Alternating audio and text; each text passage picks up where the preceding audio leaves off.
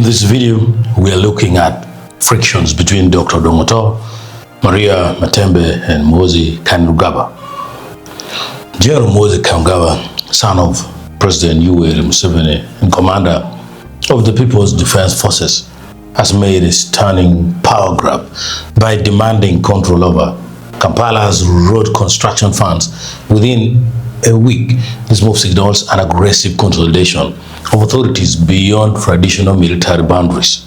The biggest defender of human rights, in a striking response to Kampala Lord Mayor Erias Lukwago's human rights accusations, Muhoozi defended himself by referencing his northern Uganda operations against Joseph Kony. His dismissive attack on Lukwago, accusing him of impregnating women in Kampala while Muhoozi was fighting, reveals a deeply personal feud with the Lord Mayor. Maria Matembe challenged Muhoozi Kainerugaba in an interview to keep the tweets coming, saying they will be dealt with. Who is Muhoozi? Who is Muhoozi? Let him tweet. A day is coming when we shall dance for the deliverance of this nation. I am telling them. Let them do what they do. Let them do what you do. Muhoozi, with your family.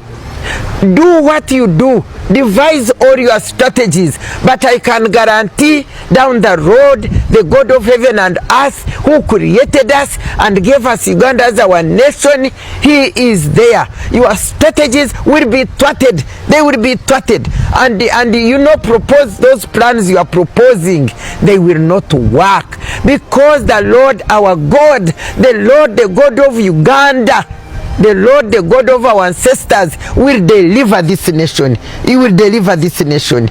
Uganda Yancha. He's not a wise man, as I told you. He's like Jehoshaphat. Yes. You don't know what Jehoshaphat did. And did he even stay there long? Because he was not wise. Now, Muhoozi is not wise. Muhoozi is not human. He has no humanity in it. He's very arrogant and proud.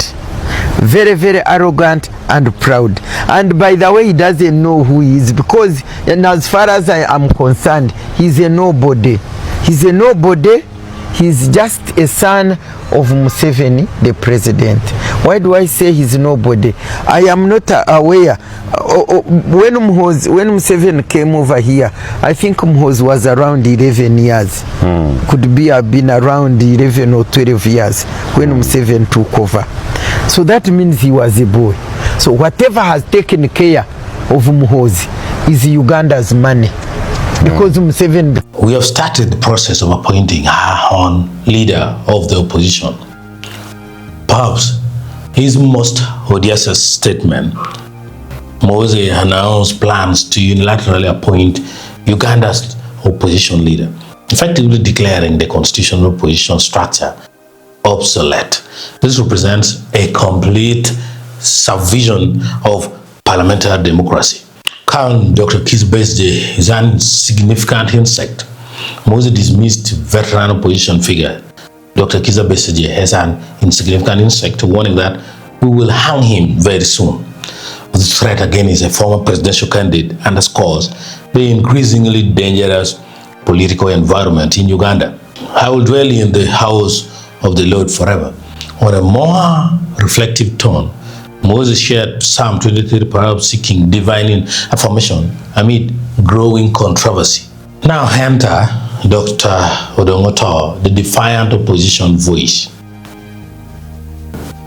At least we shall be guaranteed of good results. Former MP Odonga offered reluctant praise for Muhoozi's road projects, acknowledging that the procedure may be questionable, but the results we are all seeing. He urged the general to stick on the lane of roads and fighting corruption.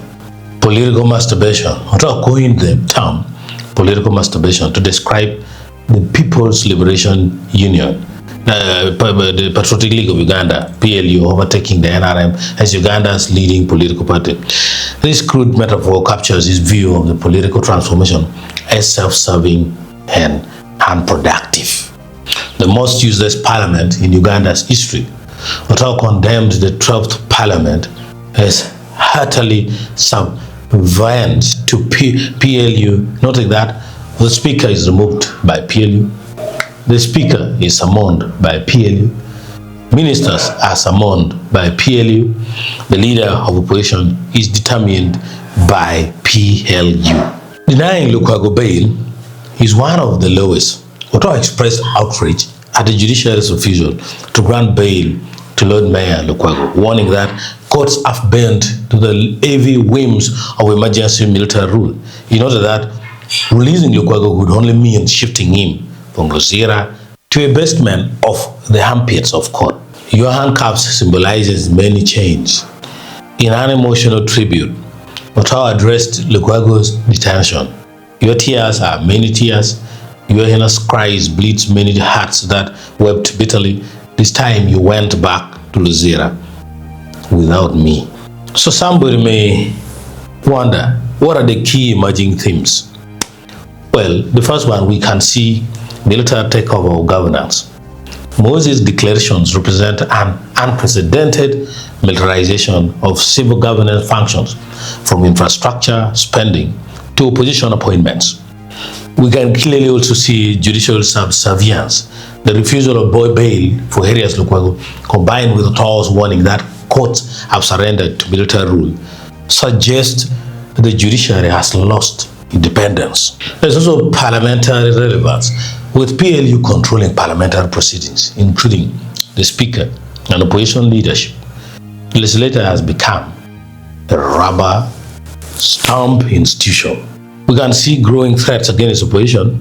The promise to hang Dr. Kizza Besigye and the detention of Lukwago indicate escalating authoritarian tactics. And finally, public confusion. Otto's comments reflect a public caught between recognizing Muhoozi's infrastructure achievements and condemning his authoritarian methods. By supporting his road construction and corruption fight, but condemning the rest of other things, clearly shows how you are confused out there in the public. But one thing is clear, I think Uganda will just get hotter. Thank you.